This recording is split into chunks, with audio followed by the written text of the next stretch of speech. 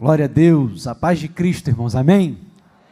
Sempre muito bom estarmos aqui na casa do Senhor e podemos ministrar a sua palavra. Já quero aqui externar minha gratidão a Deus por esse grande privilégio, que apesar das nossas falhas, defeitos e limitações, ainda assim, na verdade, nos usa para que o seu povo seja abençoado. E claro, agradecer ao nosso pastor pelo privilégio de poder estar aqui e ser um instrumento de Deus para a sua vida aqui essa noite. Esse é o meu desejo, que eu seja boca de Deus para você, que o Espírito Santo de Deus possa me usar para abençoar a sua vida. Abra a sua Bíblia comigo, segundo o livro dos Reis, capítulo de número 4. Vamos ler aí a partir do verso de número 8.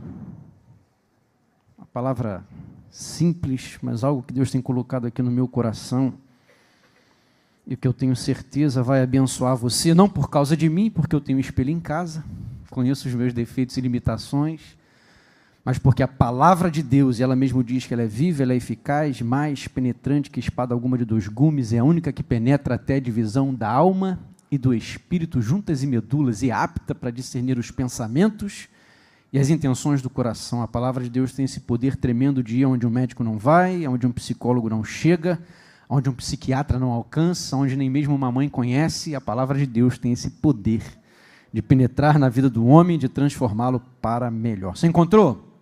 Segundo o livro dos Reis, capítulo de número 4.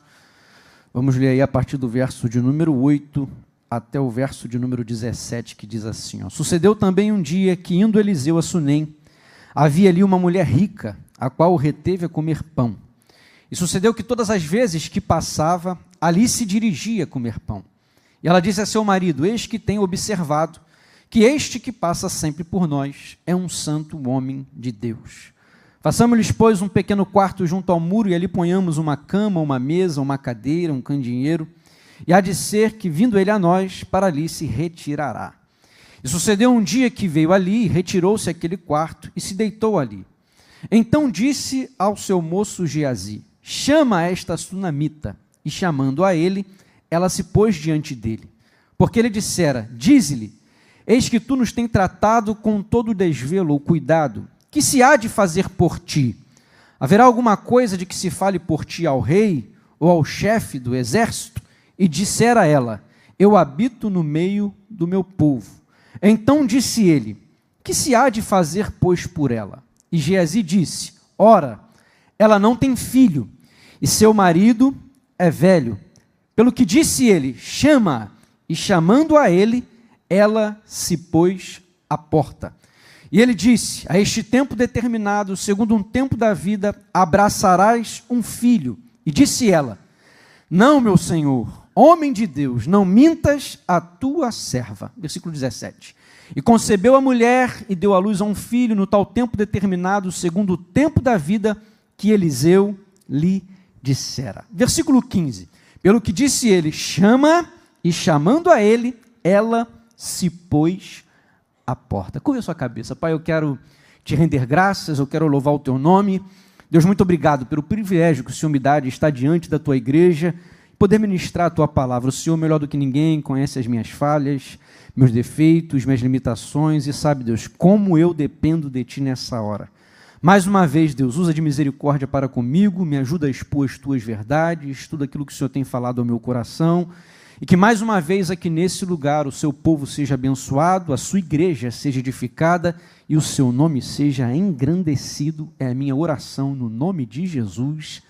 Amém. Sempre antes de pregar, eu gosto de pedir uma ajudinha. Você vai olhar para pelo menos uma pessoa perto de você e diga para ela: Hoje você está elegante demais. Vai, irmão, sem gaguejar, hein, por favor. Eu sempre digo, porque verdade é para ser dita, falada, repetida e reforçada. Feio é o diabo. Filho de Deus é tudo bonito e arrumado. Você é a imagem e semelhança do Senhor, você é a coroa da criação, você é o que há de mais especial nessa terra. Lá no livro de Gênesis, no relato da criação, diz que após cada dia da sua criação, Deus olha para o que ele cria e ele diz que é bom. Ele faz isso até o sexto dia. Mas no sexto dia, mais uma vez, Deus olha para o que ele criou, mas no sexto dia Deus fala diferente. No sexto dia, mais uma vez, Deus olha para a sua criação e ele diz: agora não está só bom não, agora ficou muito bom, porque no 6º dia Deus fez o homem. O muito bom só veio depois de mim e de você. Você não é qualquer coisa. Deus não te criou para desgraça, Deus não te criou para derrota, Deus não te criou para miséria, Deus não te criou para o fracasso. Deus criou você para que você seja abençoado, Deus criou você para crescer, Deus criou você para avançar, Deus criou você para conquistar, Deus criou para que você possa assim desfrutar do melhor desta terra. Eu sempre gosto e faço questão de repetir Hebreus 11:6. Sem fé é impossível agradar a Deus, porque é necessário que todo aquele que se aproxima de Deus creia que Ele existe. E Ele é o quê? Não é condenador, não é acusador, é galardoador, recompensador, abençoador daqueles que o buscam. Alguém veio buscar o Senhor nessa quinta-feira? Se você veio buscar o Senhor, tem bênção de Deus para você, tem vitória de Deus para você, tem resposta de Deus para você, tem socorro de Deus para você, tem direção de Deus para você, tem milagre de Deus para você, no nome de Jesus. Vamos lá, irmãos, para essa história aqui que nós podemos extrair aqui algumas lições muito interessantes.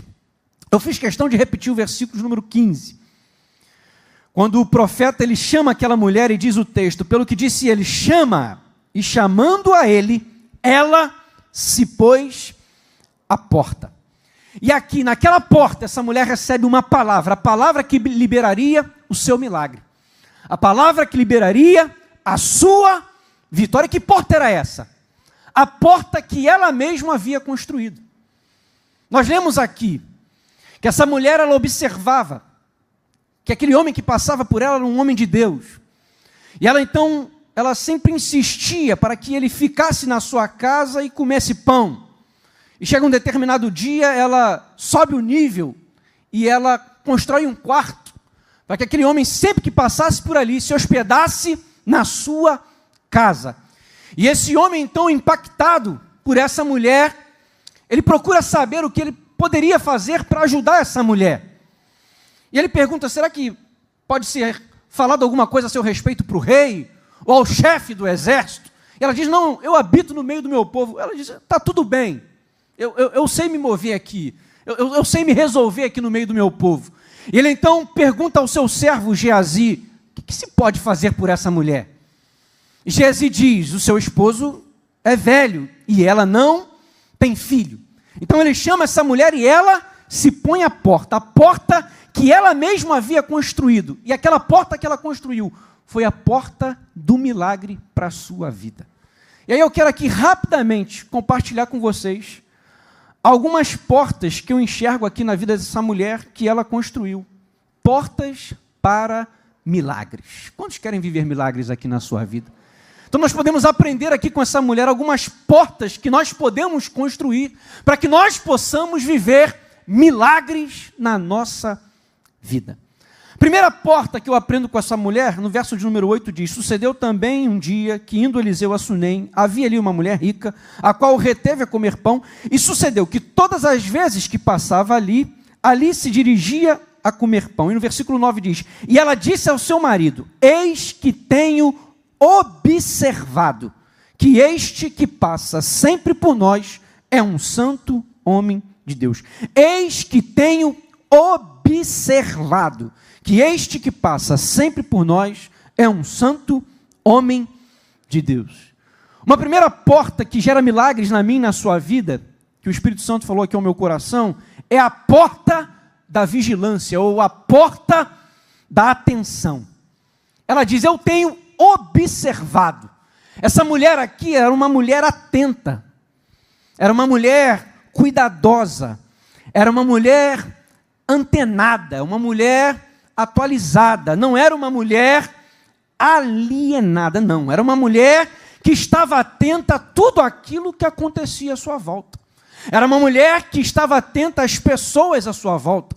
Era uma mulher que estava atenta às circunstâncias à sua volta. Não era uma mulher isolada, não era uma mulher escondida, não era uma mulher enclausurada, mas era uma mulher que observava. E eu tenho aprendido, irmãos, que para que nós possamos viver milagres na nossa vida, eu e você, Nós precisamos ser como essa mulher, nós precisamos construir essa porta, a porta da vigilância. Nós precisamos estar atentos àquilo que acontece à nossa volta.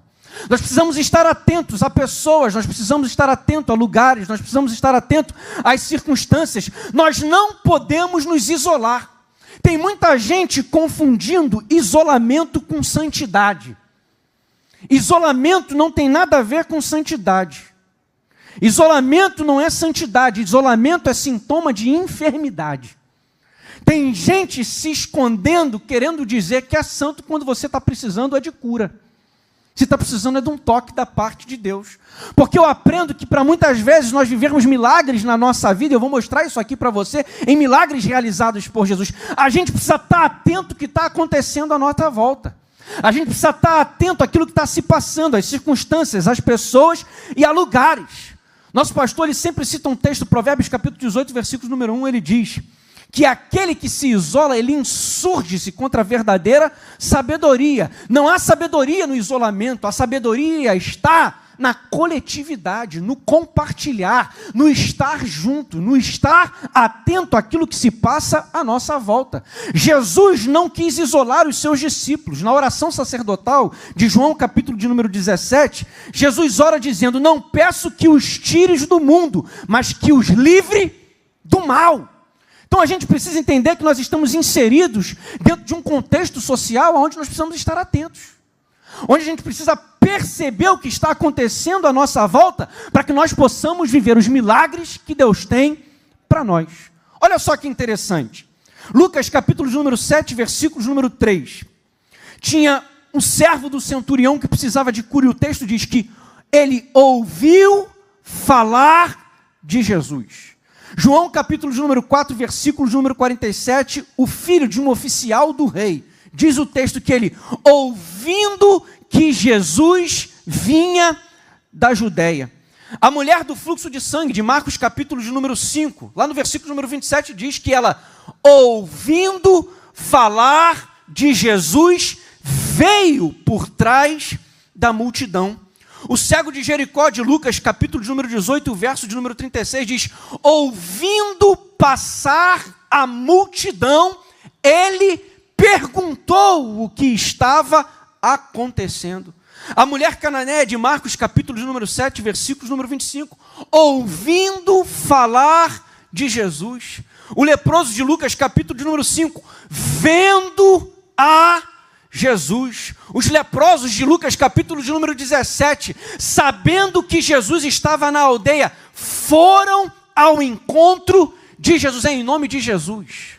Deus não criou você para que você viva isolado. Deus não criou você para que você viva enclausurado. Deus criou você com dons, talentos e habilidades para que você tenha atenção, para que você tenha percepção, para que você possa observar aquilo que está acontecendo, aquilo que está se passando, para que você possa ver pessoas, para que você possa perguntar sobre questões, e aí você vai ver, você vai construir a porta da vigilância e você vai viver os milagres que Deus tem para a sua vida, porque eu vejo aqui nessas histórias de milagres, seja você quem for, esteja você aonde estiver, em que condições for, se você estiver atento, Deus coloca pessoas à sua volta, Deus faz você saber de questões, Deus abre portas, Deus te dá favor, Deus te dá graça, Deus te dá a direção e você vai viver o milagre que você precisa. Mas como essa mulher, nós precisamos construir a porta da vigilância. Pode ser oficial do rei, tem que estar atento. Pode ser alguém que está fraco, como aquela mulher do fluxo de sangue, mas ela estava atenta. Pode ser alguém que muitas vezes é rejeitado, como o cego de Jericó que estava à beira do caminho, mas ele fez a sua parte. Ele perguntou o que estava ali acontecendo. Pode ser como aqueles 10 leprosos que estavam ali, mas ouviram falar que Jesus estava passando na aldeia e foram ao encontro de Jesus. Estavam atentos, estavam observando, estavam atentos àquilo que estava acontecendo. Construíram a porta da vigilância.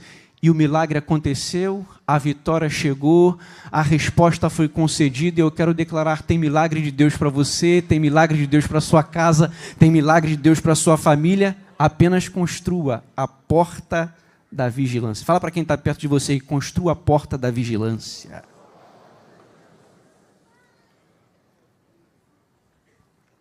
a porta da vigilância, a porta da atenção, e você vai viver os milagres de Deus para você. A segunda porta que eu vejo aqui que essa mulher construiu.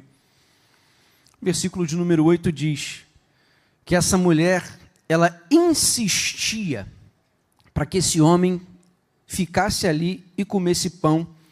E diz o texto que todas as vezes que ele ali passava, se dirigia ali a comer pão. Todas as vezes que ele ali passava, ele ali se dirigia a comer pão. A segunda porta que essa mulher construiu, e que foi a porta do milagre para a sua vida, foi a porta da generosidade. A porta da generosidade. Quem quer viver milagre aí da parte de Deus? Você quer viver milagre, meu irmão? Eu também. E um dos grandes segredos para nós vivermos os milagres de Deus na nossa vida é a generosidade. O sábio Salomão, ele diz que a alma generosa prosperará.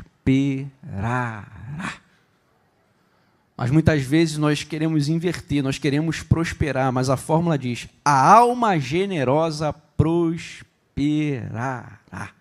Você é generoso e Deus abre a porta. Você é generoso e Deus opera o milagre. Você é generoso e Deus dá a resposta. Você é generoso e Deus envia a provisão. Você é generoso e Deus envia o favor. Você é generoso e Deus abençoa você. A alma generosa prosperará. E 3 verdades muito simples sobre a generosidade. Em primeiro lugar, irmãos, a generosidade ela é uma característica do caráter de Deus. Nosso Deus é um Deus generoso. Porque Deus amou o mundo de tal maneira que deu o seu Filho unigênito, para que todo aquele que nele crê não pereça, mas tenha a vida eterna.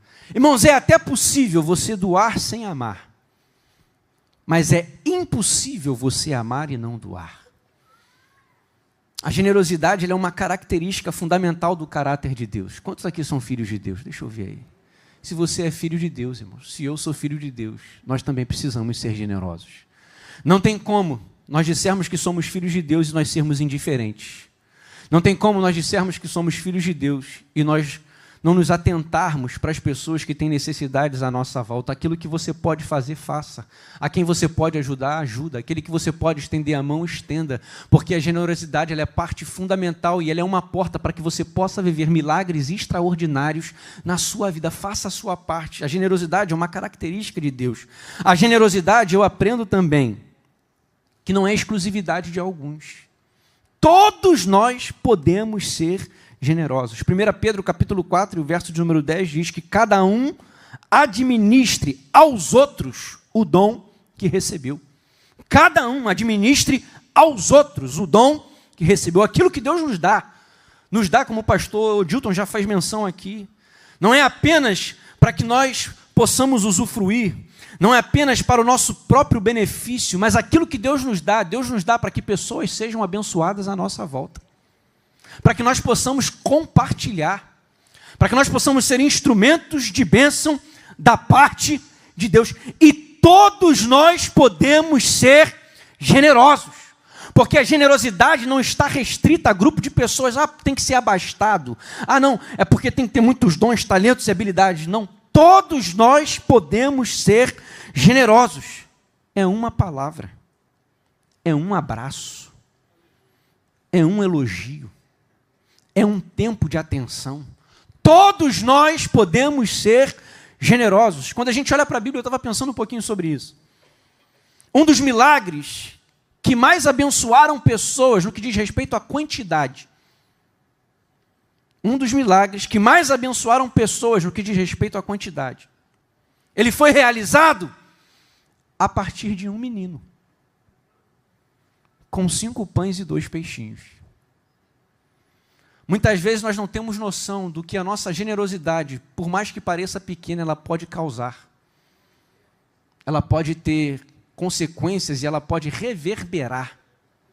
Não apenas para você, não apenas para a sua casa, não apenas para a sua família, não apenas para a sua geração, mas para pessoas à sua volta.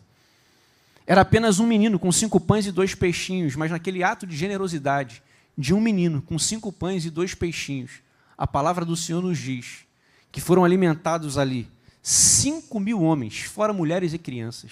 Os estudiosos dizem que pelo menos 20.000 pessoas foram alimentados por um ato de generosidade de um menino, que tinha 5 pães e 2 peixinhos. Ei, estenda a sua mão, seja instrumento da parte de Deus, seja generoso. Você não sabe o que o seu ato de generosidade pode produzir e pode alcançar, e de repente você nem vê, mas milhares e milhares de pessoas serão abençoadas e beneficiadas pelo seu ato de generosidade.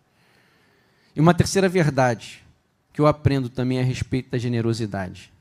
É uma característica de Deus, não é exclusividade apenas de alguns.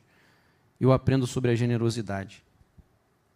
Deus garante a recompensa do generoso. Esse texto aqui é muito interessante. Nosso pastor, algumas vezes ele faz menção dele. Efésios capítulo 6 e o verso de número 8. Efésios 6, 8. Diz assim, ó: sabendo que cada um receberá do Senhor todo o bem que fizer, seja servo, seja livre. Sabendo que cada um receberá do Senhor todo o bem que fizer, seja servo, seja livre. Irmãos, as pessoas que são alvos do nosso ato de generosidade, muitas vezes podem não reconhecer, podem não ser gratas, podem não retribuir, mas esse texto aqui garante que o Senhor recompensa todo o bem que você fizer.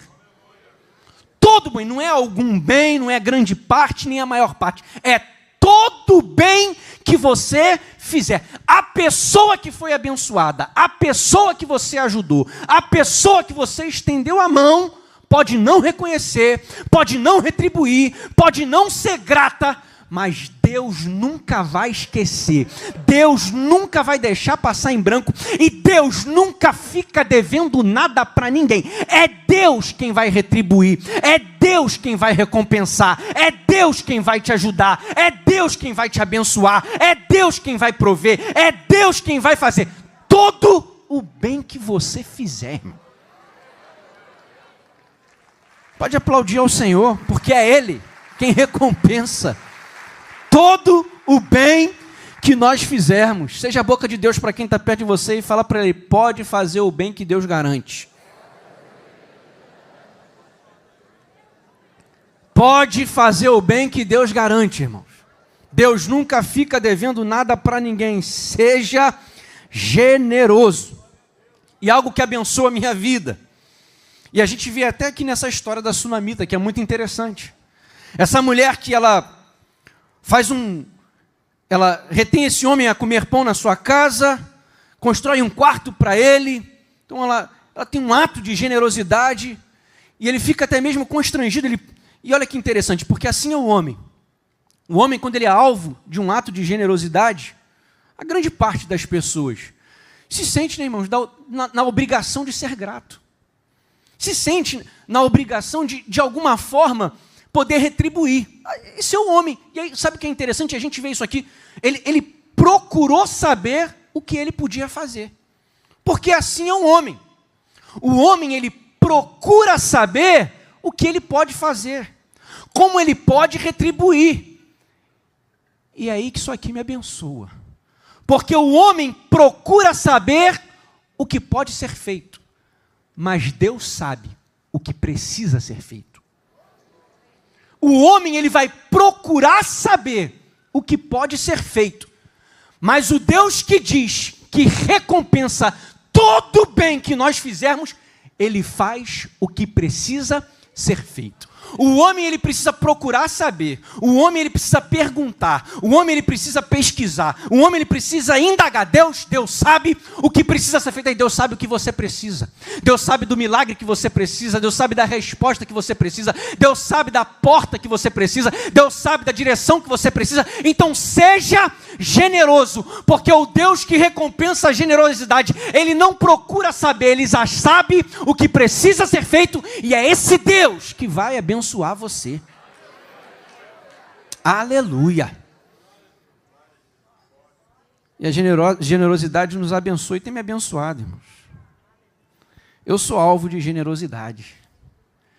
Na minha vida, eu tenho sido tremendamente abençoado pela generosidade. E a generosidade é interessante, que ela extrapola as nossas próprias vidas e ela abençoa a nossa geração. Nós temos uma história aqui, eu não vi ele aqui hoje, o pastor César. Pastor César, que meu pai ajudou a pagar a passagem dele lá para os Estados Unidos. Eu era bem novinho, eu devia ter meus 6, 7 anos, 8. Quando o pastor César ele foi para os Estados Unidos, e meu pai foi quem ajudou a pagar a passagem dele com a Sandra, para morar lá nos Estados Unidos. E olha que interessante, alguns anos depois, o pastor César, ele foi usado como instrumento para me receber nos Estados Unidos. Eu fui morar lá nos Estados Unidos, na casa do César, que meu pai ajudou a pagar a passagem para que ele pudesse ir para os Estados Unidos. E lá, com o pastor César, eu fui congregar na igreja que ele estava. E na igreja que o César estava, quando eu cheguei, quem estava cantando? A Raquel estava cantando. E aí a Raquel cantou e me encantou. Eu tinha 16 anos e ela tinha 15. E nós começamos a namorar. E eu fiquei ali e comecei a namorar a Raquel. E olha que maravilha. Hoje eu sou casado com a Raquel. Fizemos 20 anos de casado. Tenho um casalzinho de filhos. Tenho a Radassa de 16 anos. Tenho o Silas Neto que já vai fazer aí 12 anos. Tudo isso fruto de um ato de generosidade. Porque a generosidade, ela extrapola você. Ela abençoa a sua geração, e eu fui abençoado por alguém que meu pai teve o privilégio de poder ajudar para que ele pudesse ir para os Estados Unidos. Eu fui morar na casa dele, e através dele eu conheci aquela que hoje é a minha esposa, mãe dos meus filhos, por causa de um ato de generosidade. Seja generoso, meu irmão. Construa a porta da generosidade, Deus vai abençoar você, Deus vai ajudar você, porque como eu já falei, é Deus quem garante todo o bem que nós fizermos. Mais uma vez, seja a boca de Deus para quem está perto de você e fale para ele, seja generoso. Seja generoso. Uma terceira porta, que eu vejo essa mulher que ela construiu, e por isso ela pôde viver um milagre na sua vida. No verso de número 10 diz que essa mulher, ela não apenas se contentou em dar pão ao profeta, mas ela diz, façamos-lhes um pequeno quarto junto ao muro. Ponhamos ali uma casa, uma mesa, uma cadeira, um candeeiro, e há de ser que, vindo ele a nós, para ali se retirará. Essa mulher era uma mulher que ela era uma mulher atenta, cuidadosa, ela era uma mulher generosa, e ela era uma mulher também que construiu a porta da excelência. Era uma mulher que não fazia qualquer coisa, que não fazia de qualquer jeito. Era uma mulher que sempre optava e decidia pela excelência. Irmão, em nome de Jesus, construa a porta da excelência e você vai experimentar milagres na sua vida. E eu tenho aprendido, excelência não é dom, excelência é decisão. Tem muita gente que pensa que a excelência é um dom, como se fosse algo da parte de Deus que nós não temos parte, que nós não temos influência. Não, não. Excelência não é dom. Excelência é decisão. Todos nós, irmãos, somos dotados de dons, talentos e habilidades. Na parábola dos talentos, Evangelho de Mateus, capítulo de número 25, a partir do versículo de número 14, Jesus conta essa parábola. O que eram as parábolas? Situações do dia a dia, do cotidiano, que Deus ele compartilhava com as pessoas e através dessas situações do cotidiano, que as pessoas estavam acostumadas, ele extraía as verdades e princípios do reino de Deus. E ele conta a parábola dos talentos. Talento naquela época era isso aqui, ó, valor monetário. E ele diz que um senhor veio e distribuiu talentos. Para um ele deu 1, para outro ele deu 2, para outro ele deu 5. Depois de um tempo ele volta, pede conta para quem tinha dado 1, pede conta para quem tinha dado 2, pede conta para quem tinha dado 5. Não existe um quarto personagem que diz lá, e para aquele lá ele não deu nada. Não. Foram só 3 personagens. Para um ele deu 1, para outro ele deu 2, para outro ele deu 5. Depois ele volta e ele pede conta para quem tinha dado 1, para quem tinha dado 2, para quem tinha dado 5. Eu aprendo algumas coisas. Em primeiro lugar, todo mundo tem talento. Todo mundo tem um dom. Todo mundo tem uma habilidade. Porque a parábola ela é muito clara. Tinham 3. Para um ele deu 1, para outro ele deu 2, para outro ele deu 5. Depois de um tempo ele volta e ele pede conta. Para quem tinha dado 1, para quem tinha dado 2, para quem tinha dado 5. Porque Deus não está preocupado com quantidade de talentos. Deus está preocupado com o que você está fazendo com o talento que Ele te deu. Porque para Deus o importante não é a quantidade de talentos, mas é o que nós estamos fazendo, é o que nós estamos produzindo em nome de Jesus. Seja alguém de excelência com aquilo que Deus tem te dado e Deus vai te abençoar, Deus vai te ajudar, Deus vai colocar as pessoas certas no seu caminho, Deus vai abrir a porta, mas faça uso, bom uso e uso com excelência do talento que Deus te deu. Que tipo de pessoa é você? Eu coloquei aqui alguns tipos. Você é aquele que trabalha ou atrapalha? Você é o diligente ou negligente? Você é cooperador ou perturbador? Você é fiel ou infiel? Você é prudente ou inconsequente? Você multiplica talento ou você enterra talento? Eu quero declarar no nome de Jesus que aqui não, você é aquele que trabalha. Eu quero declarar no nome de Jesus que você é o diligente. Eu quero declarar no nome de Jesus você é cooperador. Eu quero declarar no nome de Jesus você é fiel. Eu quero declarar no nome de Jesus você é o prudente. Eu quero declarar no nome de Jesus você é aquele que não vai enterrar talento. Você vai produzir com o talento que Deus tem colocado na sua mão. Você vai agir com excelência. Você vai fazer o seu melhor. E você vai viver milagres especiais da parte de Deus no nome de Jesus. Porque, irmãos, eu tenho aprendido. Deus faz milagre, injustiça não. Deus faz milagres. Tem gente que só trabalha com a mediocridade, que só trabalha ali com aquela mesma coisa, é de qualquer jeito, é de qualquer forma, é de qualquer maneira. Aí muitas vezes vem para a quinta-feira da vitória para fazer campanha. Ei, Deus faz milagre, Deus não faz injustiça. Seja o melhor no seu trabalho. Seja o mais excelente naquilo que você faz. Procure crescer, procure se desenvolver, procure estudar, procure se aprimorar. E aí você pode clamar, aí você pode fazer campanha, aí você pode buscar, porque você pode ter certeza, se você tem feito o seu melhor, se você tem buscado a excelência, Deus vai abrir a porta, Deus vai ajudar você, Deus vai colocar as pessoas certas no seu caminho. Na hora certa Deus joga a luz, na hora certa Deus te destaca, na hora certa Deus te abençoa, porque assim acontece na Bíblia. José foi alguém que trabalhou com excelência. Por mais que tenta, joga no poço, vai para a casa de Potifar, é injustiçado, vai para a cadeia, mas José era alguém de excelência. Na hora certa, Deus coloca no palácio. A gente olha para a vida de Josué, eram batalhas, tinham inimigos, mas Josué era alguém de excelência. Deus abençoa, Deus ajuda, e ele se transforma num grande conquistador. A gente olha para Daniel, por mais que armassem laço, por mais que tentassem derrubar Daniel, por mais que quisessem ver o prejuízo de Daniel, Daniel era alguém que tinha excelência e Deus ajudava, Deus protegia, Deus guardava. Então, em nome de Jesus, seja como José, seja como Josué, seja como Daniel, e tem milagre, tem vitória, tem bênção, tem resposta, no nome de Jesus. Aleluia.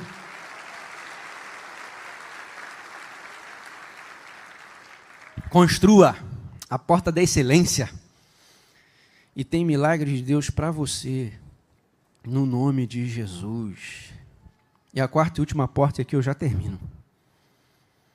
Isso aqui é muito interessante. O homem procura saber o que podia ser feito por aquela mulher. E aí, Gési diz, seu esposo já é velho. E ela não tem filho. E aí nós lemos o texto. Ele pede para chama essa mulher. Ele chama, ela se põe à porta, o versículo 15, que eu reforcei aqui para vocês, a porta que ela mesma havia construído. E aí no versículo 16 diz, a este tempo determinado, segundo o tempo da vida, Eliseu diz para aquela mulher, você vai abraçar um filho. E aí ela diz, não, meu senhor, homem de Deus, não mintas a tua serva. Não, meu senhor, homem de Deus, não mintas a tua serva. Sabe qual é a porta que eu vejo aqui? Que essa mulher construiu? A porta da verdade. Essa mulher era uma mulher